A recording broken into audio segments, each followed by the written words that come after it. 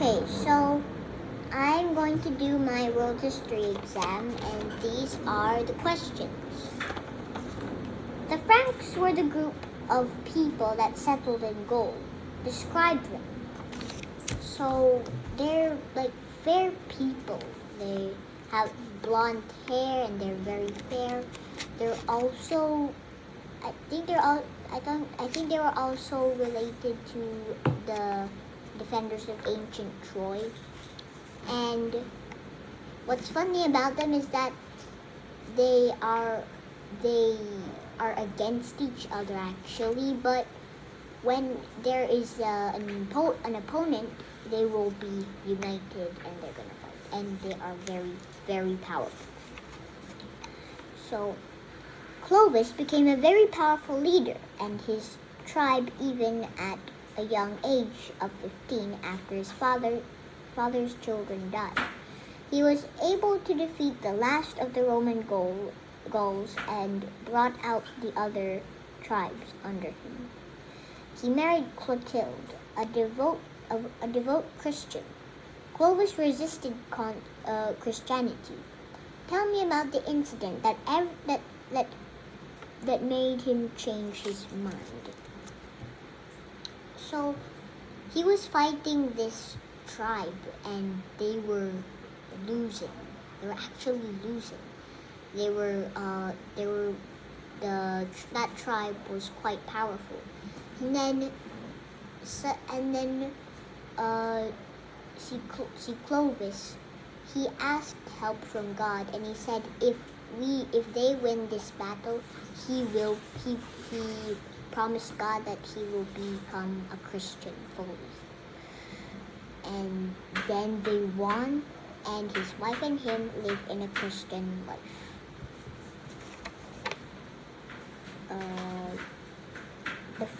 The Frankish tribal division disappeared, and Clovis made a nation. Can you point to the map the country that was used to be called the land of the Franks? Do you remember its capital city? The place that used to be called Franks is now France. France. And its capital city is Paris, before called Parisioso. Now, Muhammad was a merchant and of Mecca with poor origins. Tell me, how did he become a prophet and established Islam? So firstly, Muhammad is a merchant. He was born in a humble family. He was poor, and his family died when he was still very young. And he married a woman, but she's older than him, and she's one of Mecca's most wealthy people. So there was this temple that held 360 idols that Mecca prayed to. And then on top of that temple is a rock that they think fell from heaven. So there was this flood that came to Mecca, and it broke down the temple and broke the idols, and even let the rock tumble down, obviously. So the people, they built the temple and the idols back as much as they can. But what was the bigger problem was that the rock, because the rock is gigantic and it's heavy, and the people started to argue about the plans, how are they going to put it back, or who's going to put it back up. And then they decided that the first man who will enter the Mecca gate will be the one in charge of thinking the plan of how to put back the rock up. So the first man that came was Muhammad, and he decided that what they will do. His plan was to put a cloth underneath the rock, and all the families, the clans, will carry it near the temple, and then Muhammad will carry it back on top of the temple. So so after that incident thing, so they were able to do that, to do Muhammad's plan.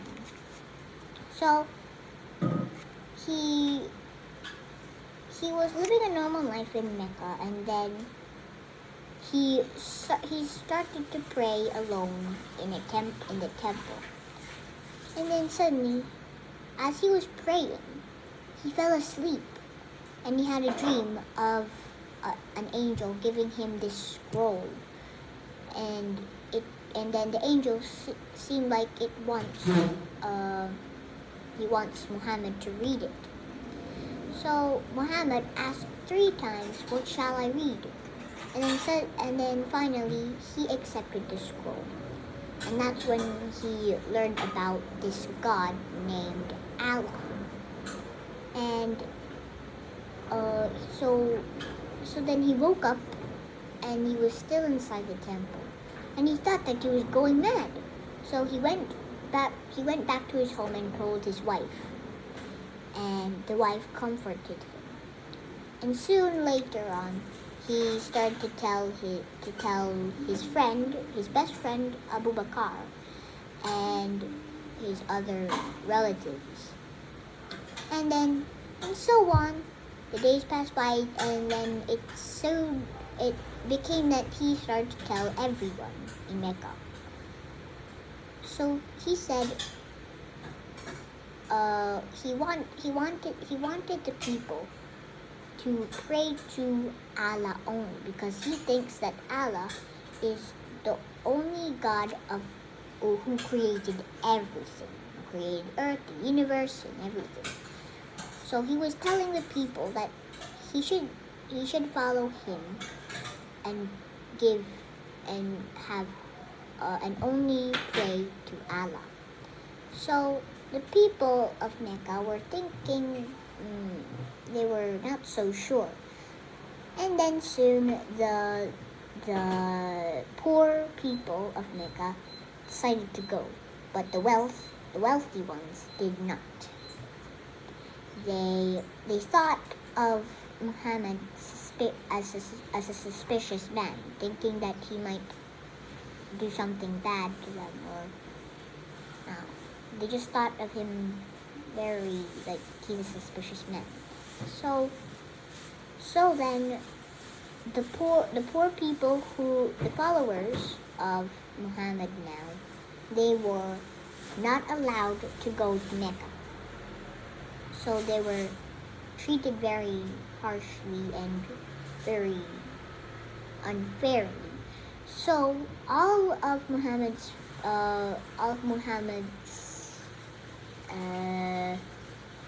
followers went to a city called Medina, thinking that they'll have a better life there with all their needs and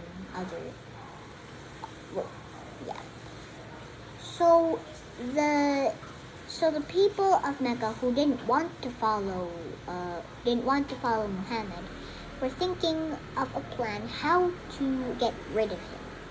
So they thought of a plan that overnight they will go surround Muhammad, and then they will get him out and kill him. So then Abu Bakr knew about this and told Muhammad to get out, to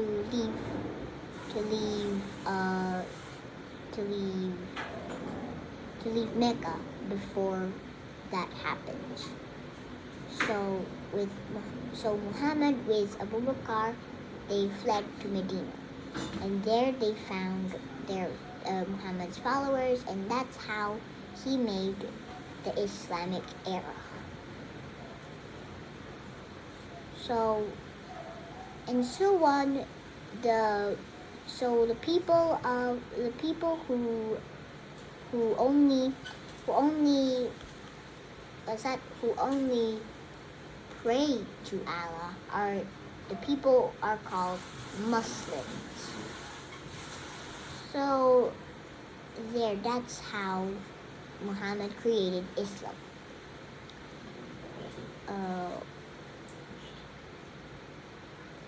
So what do you call their holy book? The holy book. Their holy book is named Quran. Give me the 5 responsibilities every Muslim must fulfill. So these are the five responsibilities. So there is have faith in Allah only, go to Mecca once a year,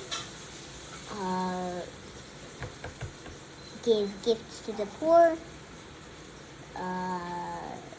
pray to Allah 5 times a day, and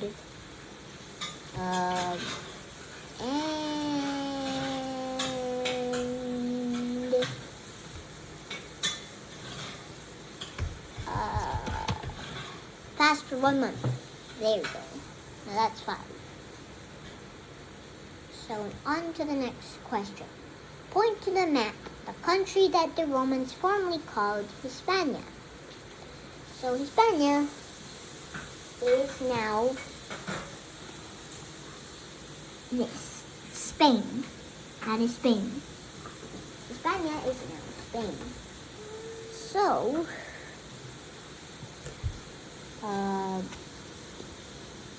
recall and retell how the Muslims wiped out the Goths and invaded Hispania. So the Muslims have become a very powerful tribe already, and they've conquered many lands already. So they finally reached Hispania, and they wanted to conquer it. So in Hispania there was this king. King of Hispania was dying, and he declared that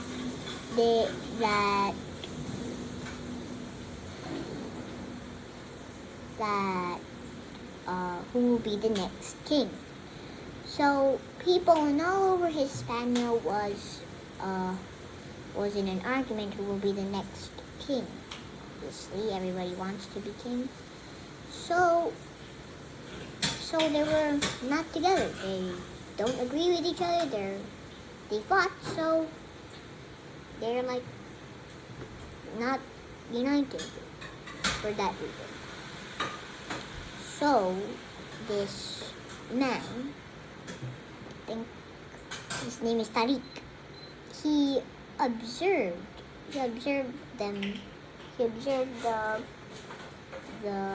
those people very well, and that's the time where he could get a plan how to invade Hispania.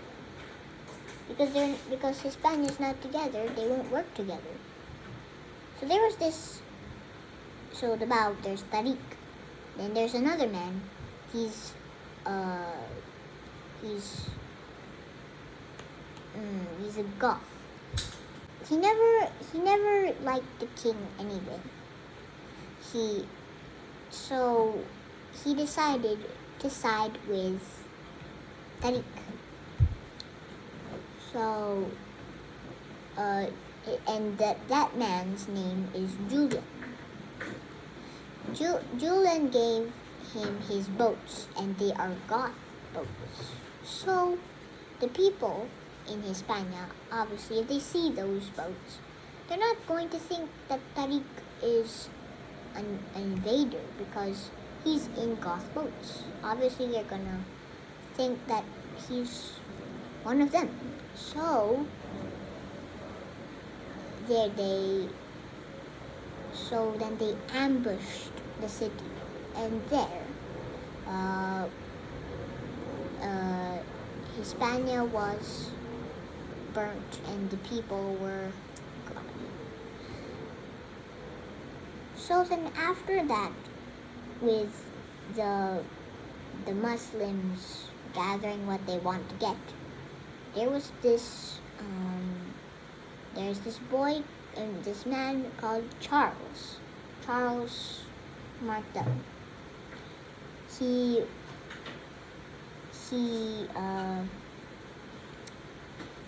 cause the Muslims, they are very powerful already.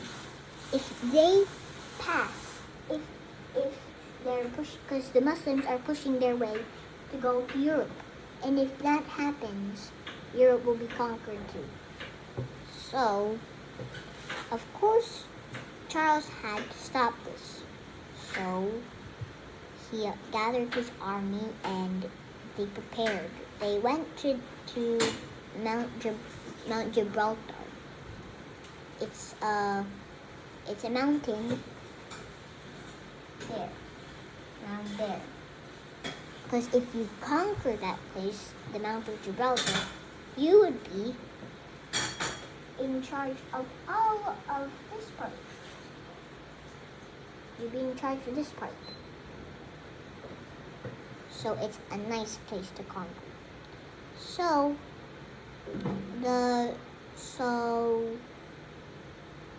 they set camp, and so they set camp on top of a hill. And what's that? The Muslims they sent camp near the hill. So they've been in front of each other for 7 days because they don't know who wants to start the fight first. Until finally the Muslims were shooting arrows, spears, and things at them so that they would fled. They thought they would, but no, they didn't fled. They stayed in one spot. The army was shaped in a square. So even though they put spears and arrows, they wouldn't go. So they decided maybe if we tried to kill the leader of that army, maybe the battle will end. So the Muslims were 60,000, while Charles' army was only 30,000. So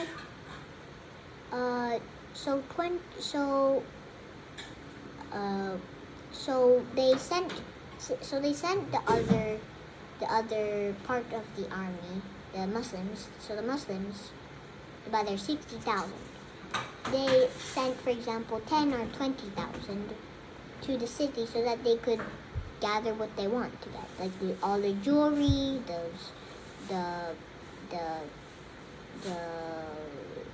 all the furniture, or what they want, while the others fight.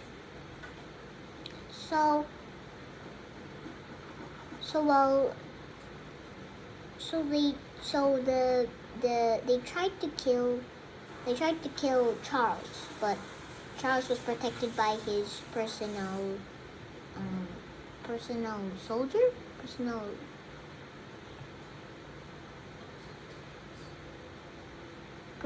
something. and then